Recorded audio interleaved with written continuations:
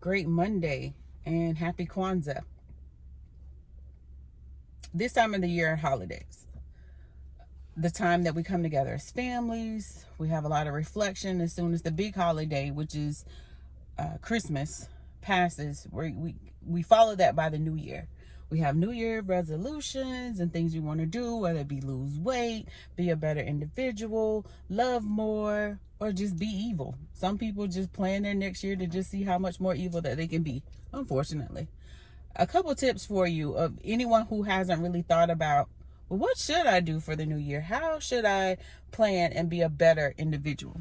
Well, a couple things. First is to organize. This year, leading into the new year, begin to organize your thoughts, organize your heart, organize your life, and organize your environment. Because once you organize those four aspects, you start having a different perspective of things and outcomes in life and how you perceive things and how you retain information and actually how you project yourself to other individuals, because you never know who's watching. You never know who that person is that can take you to the next level that you desire in life. Another area is use caution. Use caution in your response to individuals. Use caution in your attitude. Use caution in the energy that you project to others. And use caution in your actions. I know recently, for example, for me, and I had to go back and self-reflect and do some soul searching for myself because I got in my feelings about something. And what happened was, my daughter loves music. That's her first thing, is music, and she loves to dance as well. And she's a songwriter. And it was told to me that she got very discouraged at a particular time of year because she was basically, and like I said, it could have been out of ignorance and it could have been malicious. I'm not sure. Either way, I had to forgive.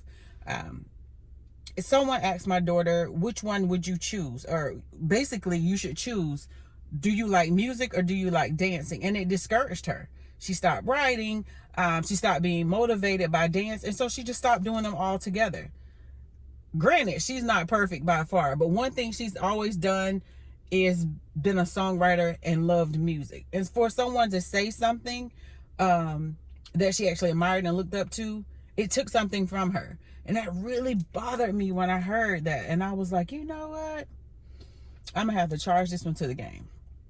I'm going to have to go back and self-reflect and get out of my feelings and understand that people are people.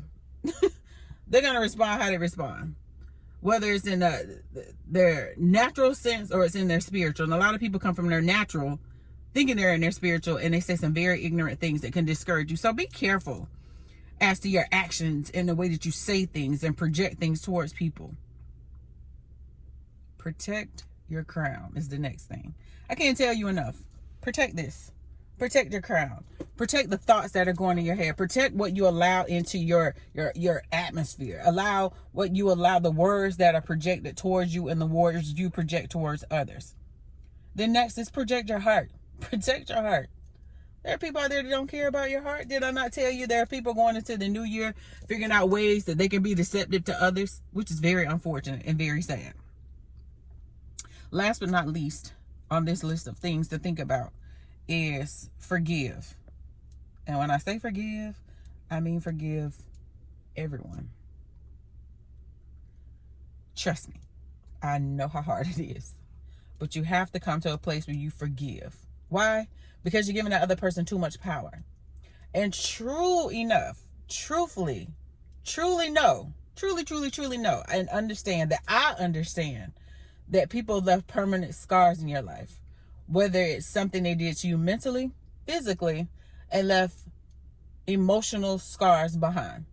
You have to forgive them, then release them. Too much power. It causes you physical damage. I'm sorry, I had to self-reflect for a second. Causes you physical damage and emotional damage. And that other person, true enough, on the outside, they're functioning as normal, sleeping, eating, living life. But on the inside, there's still that lion that's roaring. There's that fire that's burning, that they've done something so malicious to other people. Trust me, they may appear that they sleep well and do well, but they truly don't. When it's just them and themselves, trust me, there's the torture behind the things that they've done to other people. Don't be that person. For me, I can tell you, out of all the things that I've been through and all the things I've done to others, I've asked them to forgive me, and then I release them. And I've asked people to forgive me that have done things to me, and I've released them. Because you have to. Some people release themselves on their own. They do you a favor. Allow them to go. Release them. People outgrow each other, and that's one thing I had to learn to understand, because I was having like this moment, like, what did I do? What did I say? How did I react? And then I realized the real reason you initially told me you had an issue with me wasn't the reason you told me later when I tried to make amends. And I had to learn at the end of the day, when that phone hung up, I have to accept the outcome. And I became good, truthfully good and sincerely good in that place. And I love that person and those individuals no different. I still love them. It's just my level of my relationship with them has changed. The dynamics have changed. The love hasn't. The sincerity hasn't. Anything that anyone does, I still cheer them on, because that's the place where I become. How did I become that way, you ask? I'm glad you did. Tunnel vision.